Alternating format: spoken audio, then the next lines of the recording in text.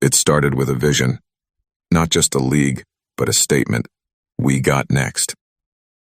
In 1996, the NBA turned 50, and instead of celebrating its past, it decided to invest in the future. Under Commissioner David Stern, a new idea took shape: a professional basketball league for women, backed by the same organization that had turned the NBA into a global phenomenon. The dream became reality on April 24, 1996. The Women's National Basketball Association was born. 8 teams launched the first season in 1997. Houston, New York, Los Angeles, Phoenix, Cleveland, Charlotte, Sacramento, and Utah. It was more than a competition. It was a movement. Players who had spent years in college dominance or overseas leagues finally had a stage of their own. The slogan said it all. We got next. And when the first game tipped off between the Houston Comets and the New York Liberty, something changed. There was energy in the air. The feeling that a new chapter in sports history had begun. From the very start, one team stood above the rest, the Houston Comets. Led by Cynthia Cooper, Cheryl Swoops, and Tina Thompson, they became the first dynasty in WNBA history. 4 straight championships, 4 seasons of excellence. Cooper, who had waited years for this moment after shining in Europe, exploded onto the scene. Her confidence, her control, her ability to close games, it was all unmatched. Swoops became the first woman to have her own signature shoe. Thompson's consistency anchored the team. Together, they defined the WNBA's foundation: teamwork, pride, and excellence. But as the Comets' era faded, new stars rose to take the torch. Lisa Leslie of the Los Angeles Sparks became the face of the league's next generation. Her combination of strength, skill, and leadership made her an international icon. The Sparks won back-to-back championships in 2001 and 2002, cementing Leslie's place as one of the greatest players of all time. Other cities built their own legends. The New York Liberty fought their way to multiple finals appearances. The Sacramento Monarchs rose behind their relentless defense. The Detroit Shock brought grit, intensity, and a swagger that changed how people saw women's basketball. Under coach Bill Laimbeer, the Shock captured 3 titles in 6 years. They weren't just talented, they were tough, physical, and fearless. The WNBA was no longer just surviving.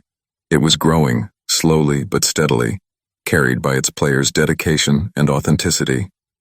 Each season added something new: rivalries, fan bases, and moments that mattered. Then came a new face who would change everything: Candace Parker. In 2008, Parker entered the league with expectations sky high. She delivered instantly, winning both Rookie of the Year and MVP in the same season. Her game was complete: powerful, versatile, intelligent. She wasn't just a player, she was a symbol of evolution. Parker represented the modern WNBA, one built on skill, athleticism, and personality. Around her, the league blossomed with stars. Diana Taurasi became the ultimate competitor: fiery, confident, clutch. Sue Bird, her longtime friend and teammate in Seattle, was calm, precise, and endlessly composed.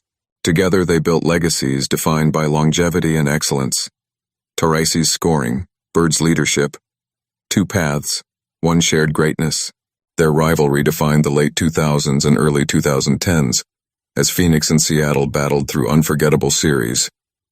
Meanwhile, Lauren Jackson, Tamika Catchings, and Sylvia Fowles were carving their own stories, expanding what dominance looked like in women's basketball. Then came the dynasty of the Minnesota Lynx. From 2011 to 2017, they ruled the league. Maya Moore's brilliance, Lindsay Whalen's toughness, Simone Augustus's scoring, and Fowles' power created one of the most complete teams in WNBA history. 4 championships in 7 years, each one earned through strategy, sacrifice, and chemistry. Maya Moore became the centerpiece of that era, a player so graceful, so consistent, that she felt inevitable. But in 2019, she stepped away from basketball to pursue justice and reform. It was shocking, but also fitting. She had already proven everything on the court. Now she was proving something beyond it. That greatness can evolve into purpose. The WNBA kept moving forward. Candace Parker brought the Chicago Sky their first ever championship in 2021, returning to her hometown and delivering joy to a city that had waited decades for that moment. Aja Wilson and Breanna Stewart emerged as the new titans of the game. Wilson, with her emotion, leadership, and will to dominate. Stewart, with her skill, consistency, and calm under pressure.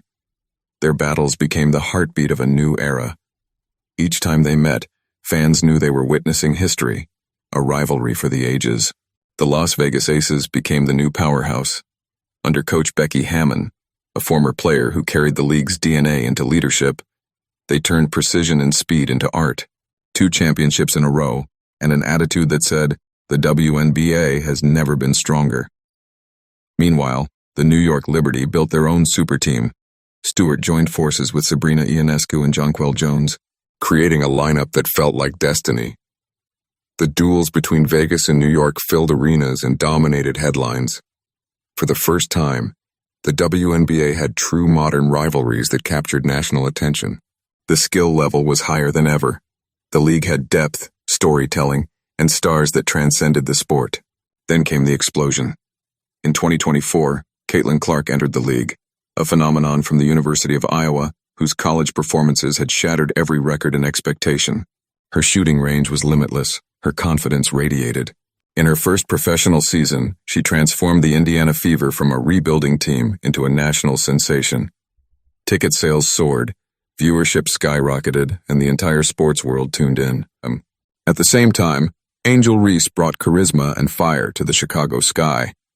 Her rivalry with Clark reignited their college-era spark, 2 forces on opposite sides of style and energy, both equally magnetic. Their matchups became events, not just games, but cultural moments. The WNBA had arrived in a new age, one of youth, speed, and spectacle. And through it all, the veterans still carried the torch. In 2025, Diana Taurasi officially announced her retirement. 2 decades, 3 championships, countless records, and an influence that can't be measured. She left the game as its all-time leading scorer and its most unapologetic competitor, the heartbeat of an entire generation. Her farewell wasn't an ending. It was a beginning for those who grew up watching her, because the next wave is already here. Ryan Howard, Aaliyah Boston, Araike Ogunbowale, all building their own stories, international players from Australia, Canada, and Europe shaping the game in new ways. The league is deeper, smarter, and more unpredictable than ever. The WNBA of 2025 stands on solid ground. Expansion teams are on the horizon. New arenas are being built. Sponsorships, television deals, and global partnerships have reached record levels. What began with skepticism has become one of the most powerful stories in sports, a story of persistence, evolution, and unity. From the Comets to the Aces, from Cooper to Wilson, from Swoops to Stewart, every generation of this league has built something lasting. The WNBA didn't just give women a platform, it gave the world a better version of basketball. Team first, strategy heavy, emotional, and pure. Nearly 30 years later, that first slogan still echoes, but it means something different now. Back then they said we got next. Today the world knows they are now.